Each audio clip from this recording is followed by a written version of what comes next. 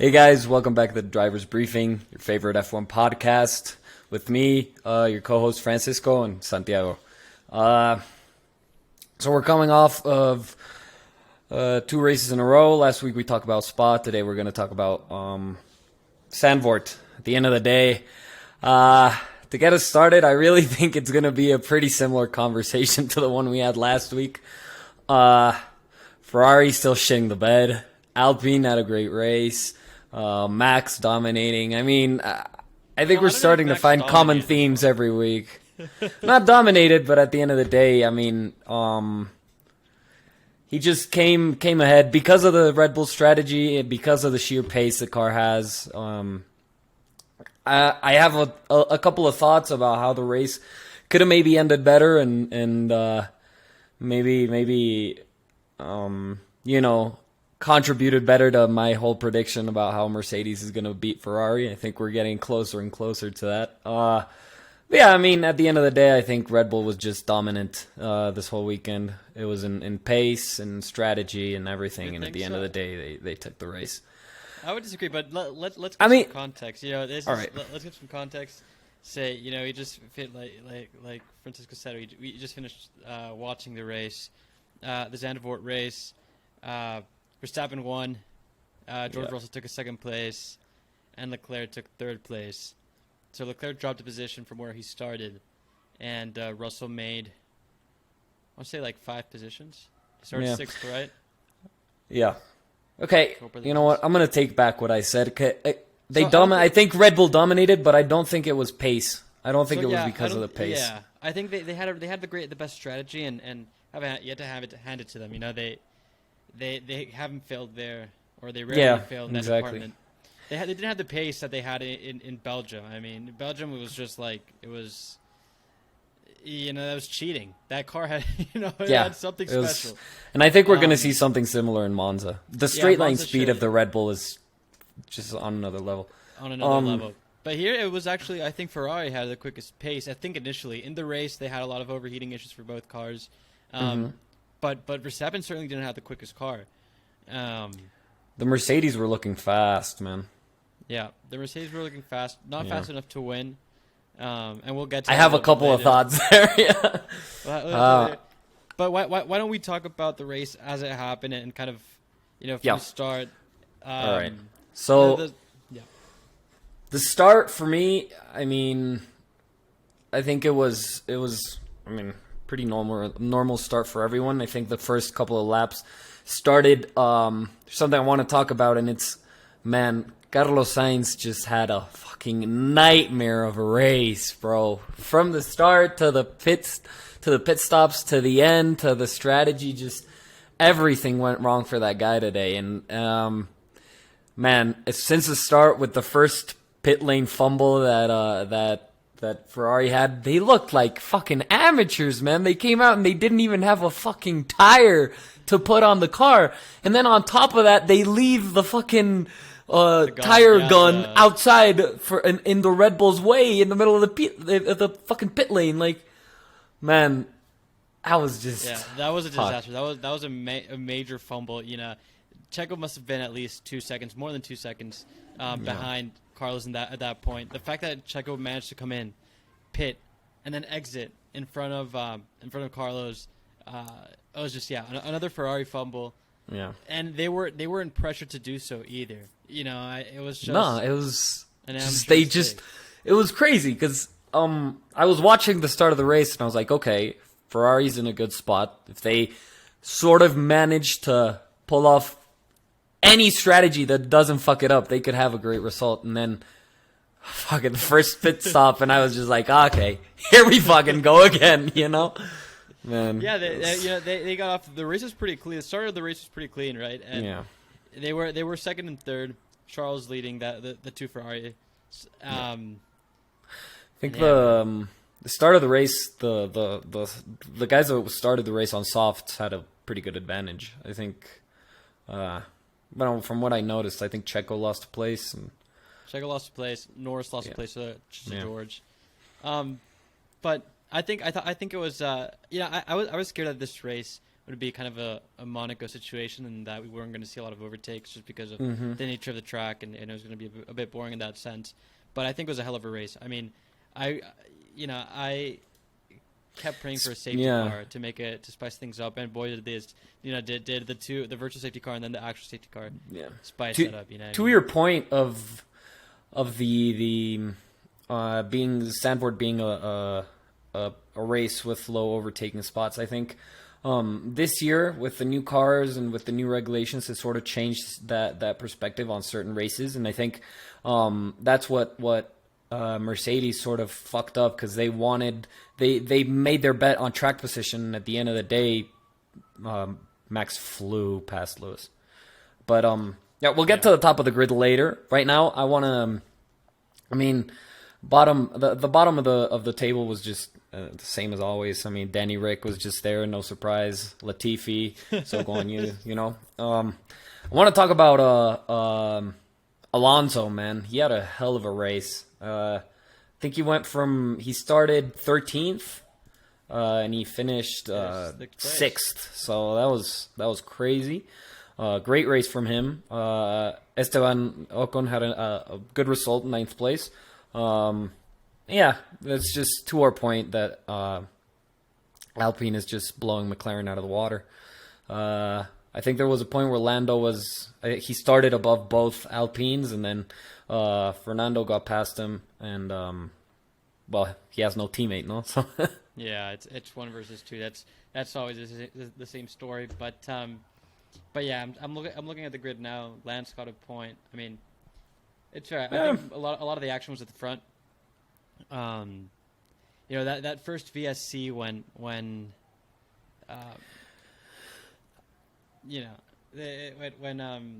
Tsunoda. Oh yeah. Had he stopped in the middle. He stopped in the middle of the track. He went into the pit lane, and then he came back out. And that's when Max comes in for his hard tires, comes out behind Lewis and behind George. Yep. Man. Or did he come up so behind close, George? Man. Yeah. At one point, Mercedes was first and second. Yeah, because George lost his position to Max during the safety car when he pitted for the last laps. Yeah. That was the second safety car. Mm-hmm. The second safety car. Yeah. But when Verstappen comes in for the first pit and then he has to overtake George, that he does so quite easily as well. Mm-hmm. It just shows the top speed that Max had throughout the race. That car, car, it wasn't the best circuit for them, but that straight line really helped them quite a bit, right? Yeah. So there's a point where under the VSC, I think the Mercedes pit, they come into medium tires. Max stays out. Max at that point is 13 seconds down the road, give or take, to Lewis, and Lewis was catching up quickly on those medium tires. I thought Max at that point was not a sitting duck. Remember, Max Verstappen, unless you give him wet tires in the dry, is never sitting duck. But Lewis was catching up quickly. Yeah, I think Mercedes were on point with strategy up until the last safety car, because I think their one stop was going to work, and they were sort of working around what they had, and then. Man, they just made a bad call at that safety car. So do you think that's whose fault? Do you think, guys? Because obviously it was George who asked for the soft tire. Yeah. So do you think it's Mercedes' fault to kind of allow George to come in and then not pitted Lewis? Because obviously at that point in their mind they're like, we have to keep track position, right? I think it was a mistake to make a bet for track position. I think the choice was betting for fresher tires, and that's what George did, and it worked out for him. And then with Lewis, it just didn't, because they bet for track position, it didn't work. I think Mercedes should have called both of them in and pitted both of them, and then, let it play out on track, but they didn't, and Lewis sadly lost out on a podium. George came in second. But they did that, so obviously when you're in first place, that decision to come in is Shades of shades of Abu Dhabi, man. It's much more difficult because obviously in a track where it's very difficult to it's definitely a hard call. It's definitely a hard call. So like, why would I give up my first position? Max had pitted recently with those hard tires that would have lasted to the end of the race.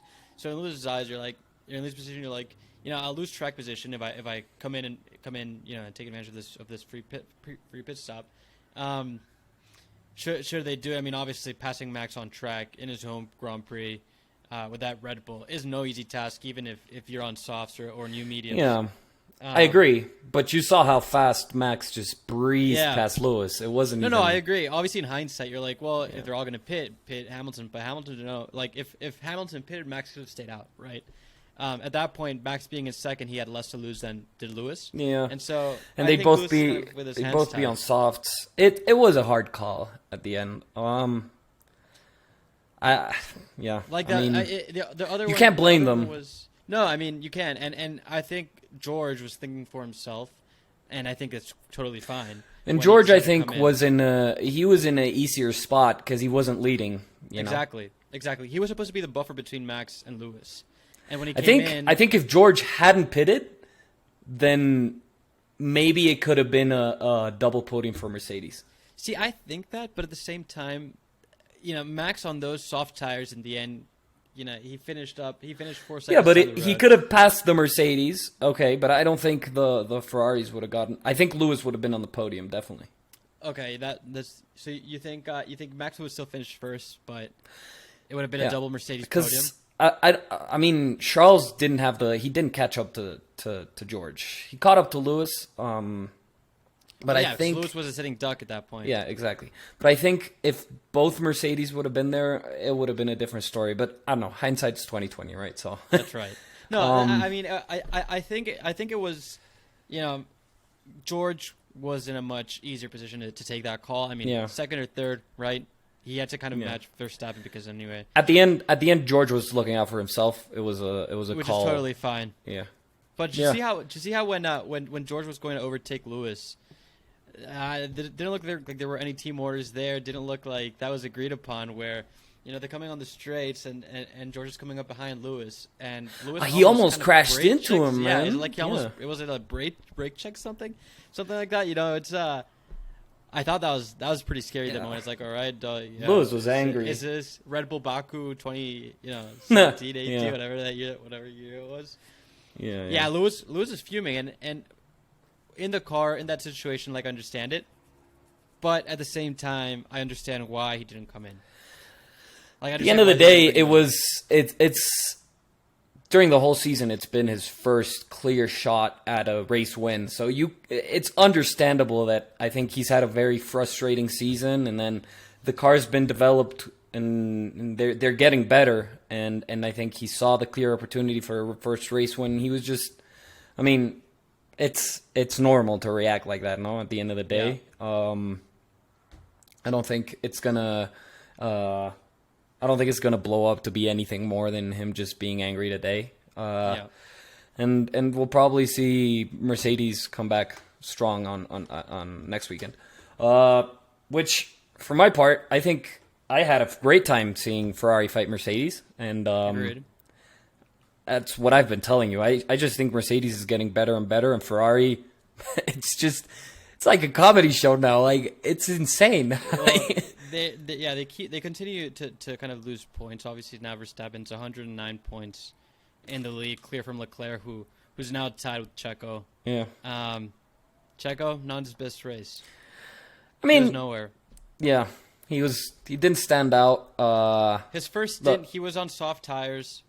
I mean, I think he was just unlucky. I mean, his first team. No, he started the race on mediums. Pretty sure. Did he? Or soft? I think he started on softs, and Lewis was on mediums, and so he really couldn't catch up to Lewis. In that first stint, once he started on softs. To Lewis, but then he was on mediums. He was on mediums for that last stint after the safety car, and I think that also kind of went against him because he. Yeah, but I mean, the first stint he was nowhere. I mean, he needed to make an impression the first stint and get past Lewis. He didn't, right? And he was just there. He couldn't get past Carlos in the end. Which Look, I understand that he was trying, because maybe if he would have gotten past Carlos, he could have caught Lewis. But at the end, when he tried to get past Carlos, it was the last couple of laps. He had a 5-second penalty. Why risk it, But, whatever. It's racing. I think at the end, because of Checo, Carlos actually scored points. I think... I think at one point he was within 5 seconds of Lance. So. Oh really? It was Checo pushing him. But I don't know. Checo was off, man. Checo, finished almost 7/10 away from Max on Saturday in qualifying. This circuit didn't kind of suit his. I don't think. His I don't style. think this circuit. I don't know if that's last year he had a comeback race here, right? I don't remember. I know last year Max won. Let's see. But yeah, man. I favor Checo. Checo's now tied with, like I said, with Charles for second place. Charles is quote unquote leading just because he has more race wins. But we'll see. We'll see how the rest of the season. That second place is not gonna be as easy to get for Checo, especially if Charles keeps performing. Next weekend should be a Ferrari weekend. Yeah. So Checo started 16th last year, and he finished 8th. I don't think this... I mean, I don't want to dive too deep into his performance. In a Red Bull, exactly. No, I'm not by any means defending him. I think this is not a circuit that suits his driving style at all. So, I mean, at the end of the day, it's a 5th place. It's his tied worst result of the season, apart from the DNFs. So, yeah, I mean, whatever. You just got to move on. I hope he has a strong showing in Monza. He has the car to do it, and if he does, he can clear Charles and be second place again. So hopefully that happens, and we'll see. Yeah, no, definitely. It'll be interesting. But what is clear is Max is now at the front. Well, he's always been at the front. Man, I was doing. He's gonna win the. He's gonna win the triple header because he has a really good shot of winning Monza too. No, I think he'll be crowned world champion by Japan or the U.S. Is Japan after Monza, or is it Singapore? No, Japan. It's Monza, Singapore, and then Japan. Yeah, Japan. With Japan. 4, I think he'll be crowned with 3, 4, or 5 races left. Probably 4 or 5 races left. Yeah. So I mean, yeah, congrats, Max. I guess. But I mean, yeah. It was cool. So the race was interesting. Carlos dropping with that penalty. What do you think of that penalty? Do you think he deserved that penalty or no? The 5-second penalty. I mean, it was clearly an unsafe release. I don't know what they were doing. They released into Alonso. I think it was Alonso. Right? So his argument is that and for context, for those who maybe didn't catch this in the race or didn't watch the race, in the VSC pit stop, I believe, that or another pit stop. No, it was the final safety car pit stop. Oh, it was a final safety car pit stop. Carlos comes in to pit. It's a slow stop, and then he gets released. He has to go a little bit slow. That's his defense, because that's a very. He was saying there was a McLaren engineer in the way, right? Mechanic. Yeah, a mechanic, and so. He had to brake a little bit, and so his exit from his markers was a bit slower. And as he comes out, Alonso is coming in through the pit lane, and he actually has to brake, and even the braking doesn't even help. I mean, I think that Alonso's wing touched Carlos's rear wheels, and so he got a 5-second penalty for an unsafe release. In theory, they were clear, but obviously having to brake and maneuver a bit slowly out of the markers is kind of ultimately what led to that incident, right? I mean, yeah, I think it was very close, and at the end of the day, if it's that close and you can actually have contact and everything, man, I understand the decision and I understand the penalty, and it was just like it was the cherry on top for Carlos. Just horrible weekend, which I don't think it was. I mean, he wasn't on pace, but he wasn't off pace either. I think he was. Well, he finished less than a tenth from pole. That pole, within a tenth, we had 3 drivers. So he finished what, like 0.092 off of. So I think he did have pace. It was just the race. He had overheating issues. His race, obviously he was well in third place until his issue with the pit stop. So I think he had a good pace. I don't think it was an issue of pace. I think it was an issue of bad luck. He obviously had, for example, bad luck and just horrible strategy and just no. Yeah, his team not being prepared. I can't believe they called him in for a pit stop without having a tire. Like I can't fit that in my head. At that point, the mechanics should tell the engineers, we don't have the tires ready, or wait a lap, like the tires, what the fuck? And we'll come in. Exactly. Like you can't take one side. But you can even see in the video, just like the guys in the rear. It was the rear left. They just get down. They pull out the tire, and then they're like, and there's no tire. Where's the tire? Yeah. Now what the fuck? And then Checo comes by and he runs over the tire gun. Man, fuck. If Checo would have gotten a puncture, imagine if it had punctured his tire. Like, yeah, I would have flipped shit. It's a bunch of amateurs crazy right now. Yeah. So definitely, and Mattia Binotto was on with the commentators during the race, and he was like, it was a complete mess. Like he accepted it. Carlos also. I mean, you can't try and defend it at that point. Yeah. No. I mean, it was amateur move, man. Yeah. All right. They haven't gotten on top of their shit, dude, over the break. And all right. So, moving on. What do you think we're gonna see next weekend? I think next weekend with Red Bull's top speed and how that car is working for him, I think fast. It'll be it'd be very romantic to see a Ferrari 1-2 or at least a Ferrari win at Monza. No, I just don't think it's gonna happen. And that's without even considering the fact that 5-year-olds are running strategy and just overall operations at Ferrari. I think Red Bull's cars will suit that track very well. Very few high speed corners.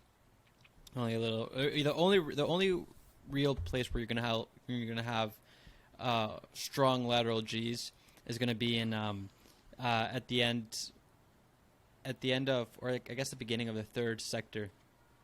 Yeah. That's the only place really. Otherwise, it's 80% of the track is going to be full throttle. A couple hard braking points. I just don't see how this could be a tough weekend for Red Bull. Yeah. So we'll see a lot of towing for sure. Yeah. Hopefully this time Max does give Checo a tow. I don't think that's gonna happen somewhere. I don't know. Maybe they decide like Checo, all right, you can get a tow, but your fastest lap is gonna be, the first lap of Q3. Yeah. But then you have to tow Verstappen for the second lap of Q3.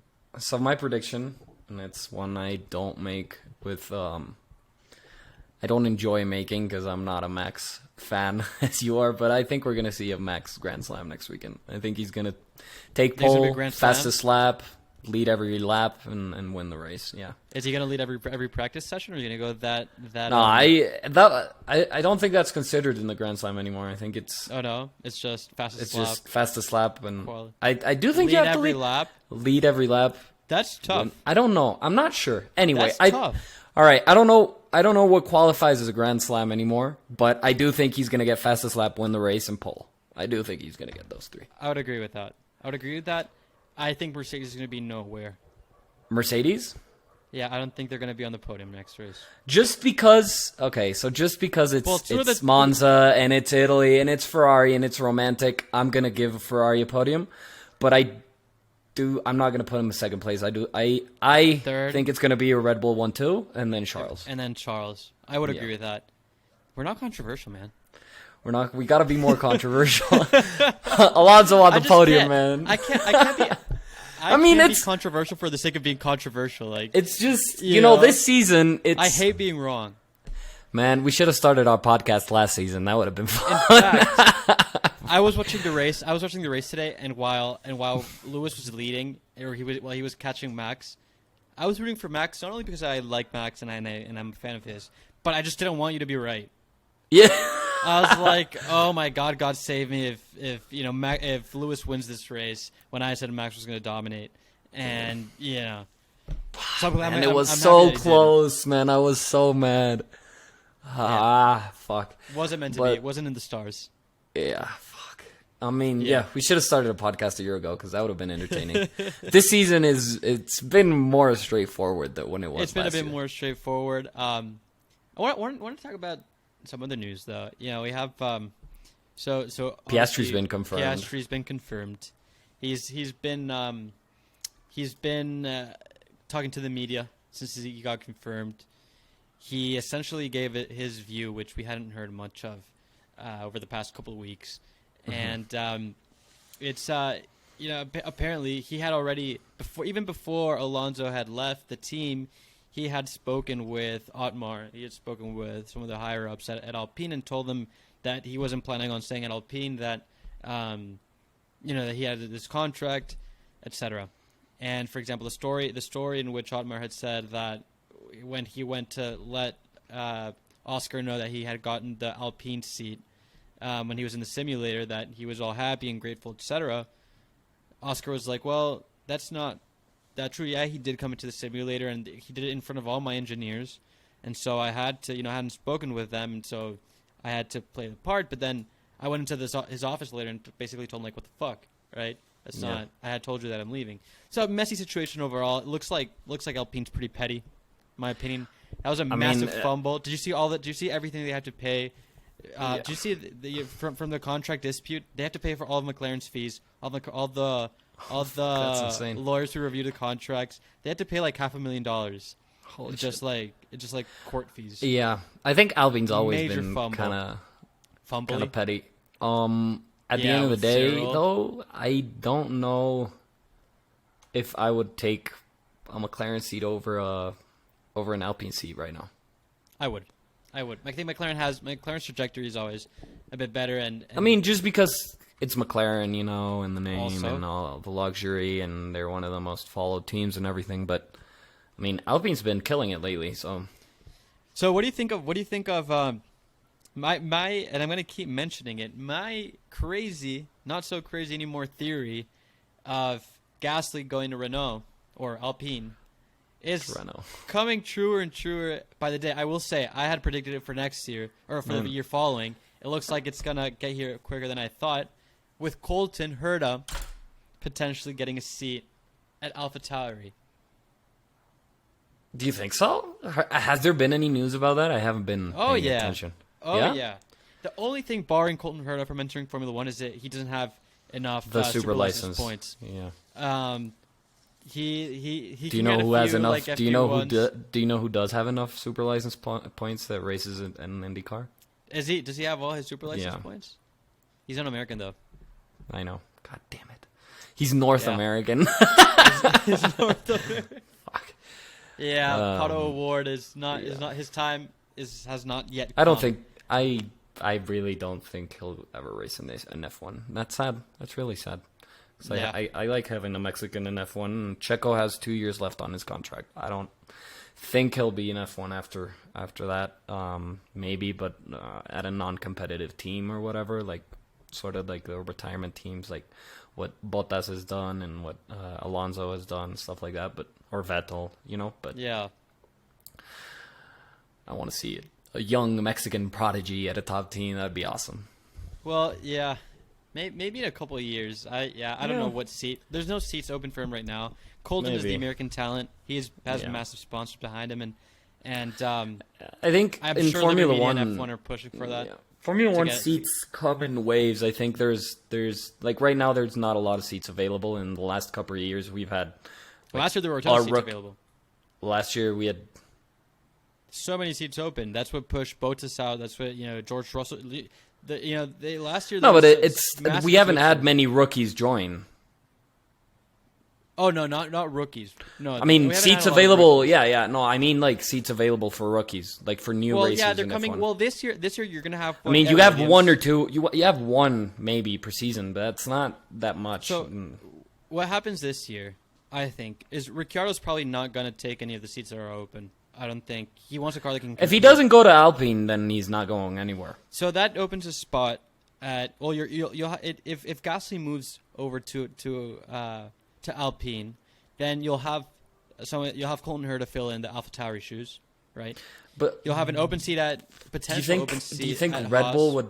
Do you think Red Bull would take Colton Herta over a driver from the Red Bull Academy? Yeah, for sure. I think so. They'll probably put that American money, man. Yeah, they'll probably put a Red Bull driver elsewhere. They'll try to, like on loan or something. But then you have the potential seat open. The Haas seat hasn't been yet filled, and then you're gonna have the seat open at Williams for another rookie, right? Nick DeVries, maybe. We were talking about Nick DeVries, yeah. Yeah, because he's part of the Williams Academy, I believe. I think Nick DeVries and Albon could fuck some shit up at Williams. Yeah, that'd be interesting. But I don't know, man. I think for Colton Herta to be able to be eligible, he has to do like a few FP1s from here on out. He might even have to compete a Grand Prix this year, like as a sub in, actually, or something like that. Something crazy I read. So maybe you can see him like competing in Abu Dhabi. Imagine he gets points. Imagine that's the bar. That's the bar. Yeah, I don't know. It'd be interesting. I'd like to see Colton in I've in Formula 1. I've seen a lot of debate on Twitter that like people are haters saying that that IndyCar isn't as as in on the same level as Formula 1, which I disagree. Obviously, Formula 1 cars are quicker, but you have quicker cornering because top speed they're fairly similar, I think. Yeah, but I mean, I think they're fully different cars, and those guys. Colton came up karting. Colton competed with Lando. I don't think it's necessarily IndyCar is worse than Formula 1. I think they're both open wheel spec series. IndyCar's a spec series and Formula 1 is not. Yeah. But in the end, obviously there's more money in Formula 1. Indy's still somewhat small, but the cars are slower. But I think a driver in IndyCar has equal merit as someone who's coming up to Formula 1. I think Formula 1, the track to get there has always been very closed down to like its own feeder series. And that's why you haven't been able to compare apples to apples. I think now with Liberty Media owning Formula 1, we might get to see more drivers from IndyCar moving to Formula 1. I hope so. With more races in the U.S., more influence from Formula 1 in the U.S., I think we might see. I mean, I don't know, that's not like a prediction that I'm sure of, but it could be. Yeah, I don't know. It'd be interesting. Yeah. That was like so left field. I hope I see. Like I said, I hate being wrong. I hope I see Gasly at Alpine. I hate being wrong. Yeah, well, it's hard to be wrong when you just say Max is gonna win every race. Stick to what you know. Yeah, whatever, man. All right. So we'll see you guys next weekend. Probably round 3 of the triple header. Talking about I made my prediction, but at the end of the day, I still want Lewis to get on the podium. So if he does, maybe give Lewis. He has, in my view, 3 options. He has Interlagos, Brazil. He has maybe Japan. I don't know. Japan's tough. I don't think Mexico. I think Red Bull is going to dominate Mexico. Maybe Brazil. He might win it. He's always been good at Brazil. Maybe Brazil. Oh, he's been insane at Brazil. His drive last year is one of the most impressive things I've ever seen. Yeah, it's not Max's wet 2018 race at Brazil, Jesus but Christ. It's fine. All right. He wasn't penalized 25 grid places, but whatever. He dropped back twice, whatever. And it was in the rain. Yeah, fake world champion. Cool. You won't even be able to deny it this year either. Once he goes back to back. All right. All right, let's get out of here. Anyway, thank you guys for listening. We'll see you next week. All right. All right. Bye, guys. Bye-bye.